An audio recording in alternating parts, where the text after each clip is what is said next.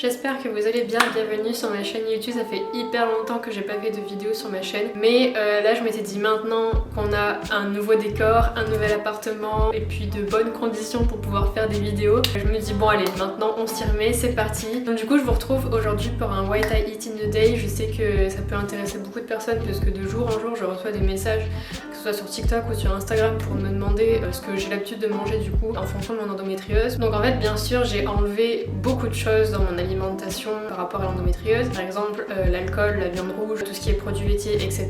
Ça c'est rédhibitoire maintenant, j'essaie de vraiment plus en consommer, mais quand je vais dehors et quand je suis amenée à voir des amis, etc., je ne vais pas du tout m'en priver. Je ne veux pas du tout mettre de frustration parce que je souffre déjà assez comme ça de l'endométriose, alors je me dis que s'il faut que je rajoute une frustration encore plus, non, c'est pas du tout ce que j'ai envie, c'est pas du tout ce que je recherche pour me sentir bien, mais pas au point non plus de faire un régime hyper strict. Bien que je sois contre ce genre de régime, j'ai quand même des petites astuces et des petites choses qui me font améliorer, surtout mon transit, qui me permettent de vivre un peu mieux au quotidien et surtout qui me donnent pas des grosses crises sa mère. Du coup je vous laisse avec la suite de la vidéo et si jamais vous n'êtes pas encore abonné à ma chaîne YouTube, n'hésitez pas à le faire et à liker aussi cette vidéo. Merci.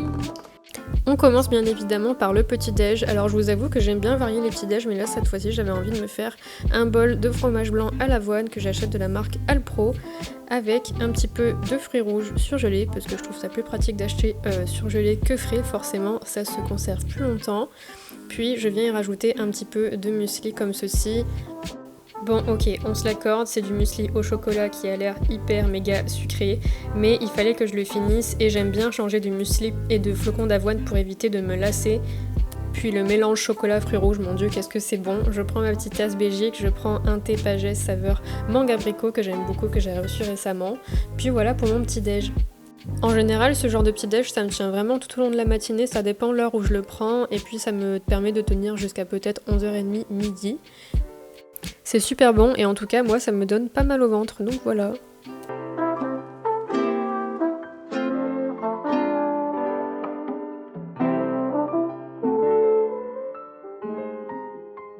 Ce matin-là, j'avais quelques mails pour des collabs à traiter, puis j'ai répondu à vos messages par vocal, parce que je reçois beaucoup de messages par rapport à l'endo.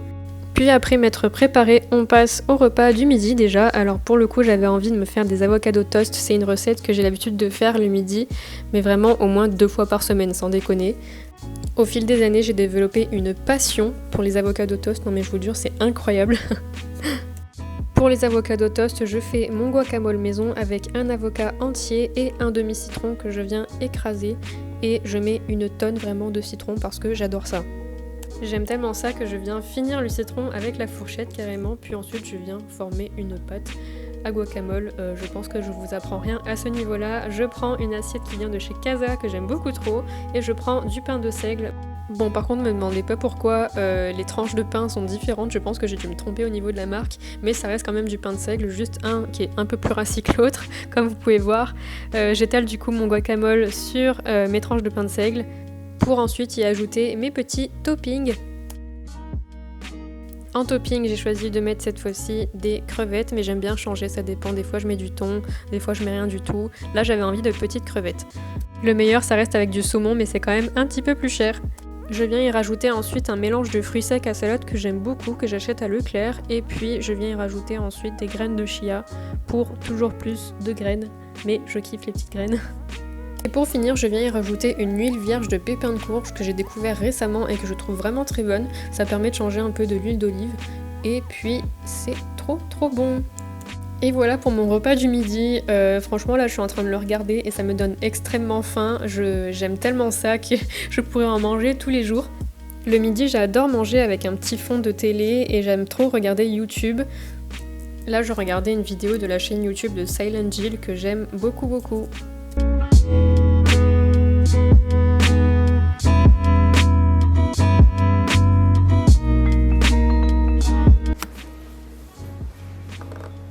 Bon, en général, après manger, donc après le repas du midi, c'est à partir de ce moment-là que je vais étudier si je me sens bien ou pas, si je vais vraiment passer une bonne journée ou pas, parce que c'est à partir de ce moment-là que que je vois si mon corps flanche ou si ça va aller. Et là, c'était le cas. Cet après-midi, je me suis sentie vraiment pas bien, des pointes au cœur, fatigue chronique qui me bouffe la vie tous les jours. Donc voilà, donc j'en ai profité du coup pour me reposer. Avec la fatigue va aussi les vertiges, donc du coup j'ai essayé de me poser un peu. Mais là par contre j'ai quand même envie de faire quelque chose cet après-midi. J'avais vraiment envie d'aller dans un centre commercial cet après-midi pour acheter quelques petits trucs pour l'appartement, puisque comme vous savez on a emménagé il y a pas longtemps ici et il manque encore quelques petits trucs à acheter pour qu'on soit vraiment bien installé. Donc ce que je vais faire c'est que je vais manger un petit truc avant de partir, comme ça je suis certaine de prendre la voiture et d'avoir mangé quelque chose avant de conduire, parce que ça c'est quelque chose qui me fait très peur, c'est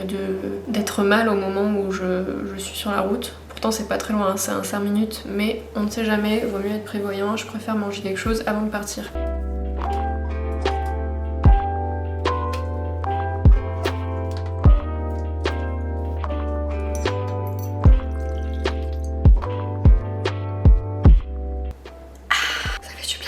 Du coup j'ai opté pour le chocolat. Voilà, j'ai fait ma faible, mais je prends toujours du chocolat noir 70% parce que c'est bien quand même meilleur que le chocolat au lait, on se l'accorde. J'essaie de prendre à chaque fois du chocolat bio, donc là c'est la marque Éthicable. ASMR.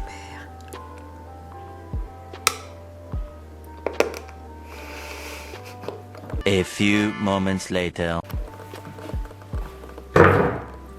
Ça y est, je viens de rentrer de ma petite escapade au centre commercial. Je n'ai vraiment pas fait grand chose parce que déjà de 1 j'avais vraiment pas envie de m'éterniser, de 2 je commençais à être pas bien donc il fallait que je rentre, et de 3 il fallait vraiment que... Enfin j'avais vraiment pas grand chose à acheter. Pour tout vous dire j'ai acheté 3 trucs, une ampoule, du scotch et un plateau, rien d'intéressant mais bon bref.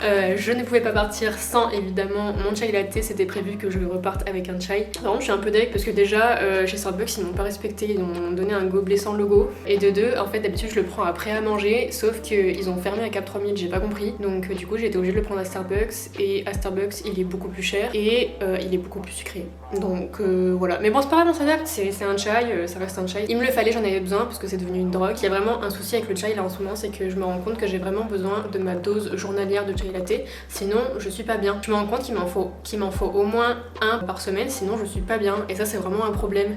Bref, trêve de blablaterie Fanny, on passe déjà au repas du soir et j'avais envie cette fois-ci de faire une quiche inspirée du livre de Aurélie Salvador qu'on m'a offert récemment. J'avais envie de faire une quiche brocoli chèvre, sauf que je me suis rendu compte que je n'avais pas de brocoli, donc du coup j'ai fait des épinards.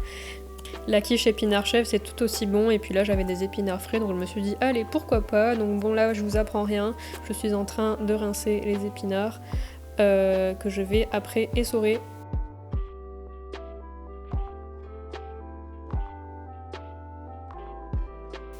On fait tournicoti, tournicuta pour bien essorer les épinards pour ne pas qu'il y ait trop d'eau après dans la casserole. Dans une poêle, je fais fondre du beurre, puis je viens ensuite rajouter mes épinards pour les faire réduire.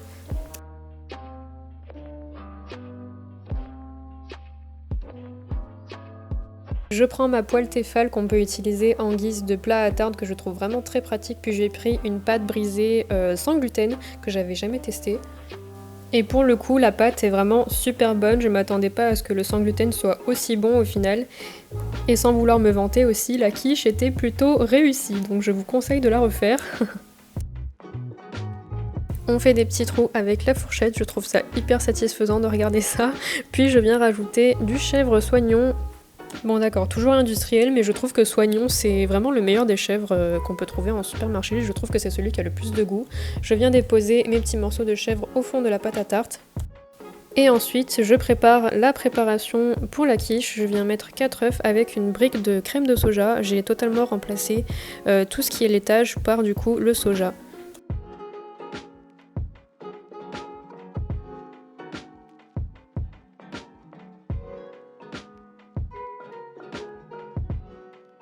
Et ensuite on vient ajouter les épinards au fond de la pâte.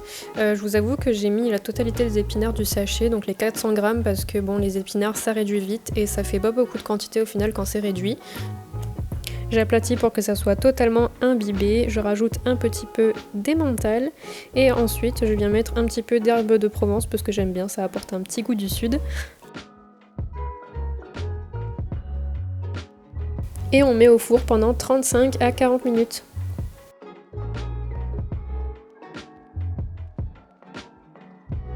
Pour accompagner la part de quiche, j'ai voulu faire une petite salade à côté avec des tomates cerises, un petit peu de maïs et puis j'ai encore rajouté le fameux mélange à salade que j'aime beaucoup, le petit mélange de fruits secs. Et c'était largement suffisant pour mon repas du soir.